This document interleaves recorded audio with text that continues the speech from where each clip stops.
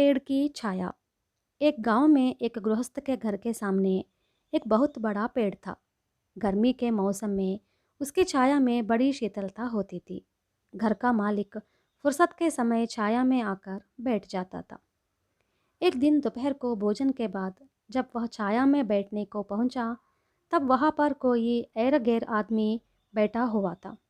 घर के मालिक ने उससे कहा, यह क्या, तुमने यहाँ पर अपना अड्डा जमाया है, निकलो यहाँ से। बापूजी, आप नाराज क्यों होते हैं? खड़ी धूप पड़ रही है। मैं यह सोचकर यहाँ पर आ बैठा हूँ कि पेड़ की छाया में ठंडा है। गरीब ने बड़ी अदब से जवाब दिया। यह सब चलने का नहीं, यह पेड़ मेरा है। मैंने कई सालों से इसको पानी से सींचकर बड़ा बनाया है, इसलिए इसकी छाया पर भी मेरा ही अधिकार है, समझे? मालिक ने कहा। तब तो एक काम कीजिए, आप इस छाया को मुझे बेच डालिए, मैं इसका दाम दे दूंगा, गरीब ने कहा। धन की बात सुनते ही घर के मालिक के मन में लोभ पैदा हुआ।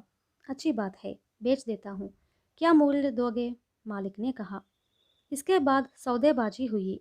रास्ते चलने वाले दो तीन लोगों के समक्ष गरीब आदमी ने मकान मालिक को धन देकर छाया को खरीद लिया। उस दिन से लेकर गरीब आदमी रोज आकर पेड़ की छाया में बैठा करता था। अगर उसके साथ पशु होते तो वे भी छाया के अंदर आ जाते थे। इसके साथ गरीब आदमी एक और काम भी करने लगा। उस पेड़ की छाया जहाँ जहाँ पहुँच जाती, वहाँ तक वह भी पहुँच कर बैठ जाता था।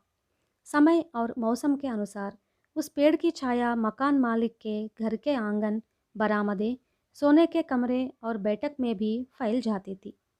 गरीब आदमी बिना संकोच के जहाँ जहाँ छाया पहुँच जाती, वहाँ वहाँ जाकर बैठ जाता था। इसे देख मकान मालिक के क्रोध का पारा चढ़ जाता। उसने गरीब आदमी से गरज कर पूछा, अबे, तुम्हें हमारे पिछवाड़े में, बरामदे में और कमरे के अंदर आकर बैठने का क्या अधिकार है? गरीब ने विनयपूर्वक जवाब दिया, बापूजी, मैंने आपके पेड़ की छाया को धन देकर खरीद लिया है। पेड़ की छाया जहाँ जहाँ पहुँच जाती है, वहाँ वहाँ जाकर बैठने का मुझे हक है।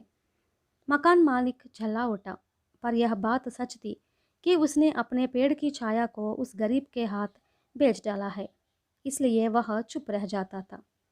एक दिन मकान मालिक के घर में कोई उत्सव हुआ। वह अपने दोस्त और रिश्तेदारों को निमंत्रित कर दावत दे रहा था। वे सब बैठकर जहाँ दावत खा रहे थे, वहाँ तक पेड़ की छाया पहुँची। ठीक वक्त पर गरीब आदमी पहुंचकर पेड़ की छाया में बैठ गया। मेहमानों की समझ में बात न आई। वे आपस में कानाफूसी करने लगे कि यह कौन बिन बुलाया मेहमान बनकर आ बैठा है। गरीब ने पेड़ की छाया खरीदने का समाचार मेहमानों को बताया। यह अनोखा समाचार सुनकर वहाँ पर आए हुए सभी लोग आश्चर्य में आ गए और खिलखिलाकर हंस पड़े। मकान मालिक का सब लोगों के बीच इस तरह अपमान हुआ। दूसरे ही दिन वह अपने परिवार के साथ उस गांव को छोड़कर किसी दूसरे गांव में चला गया।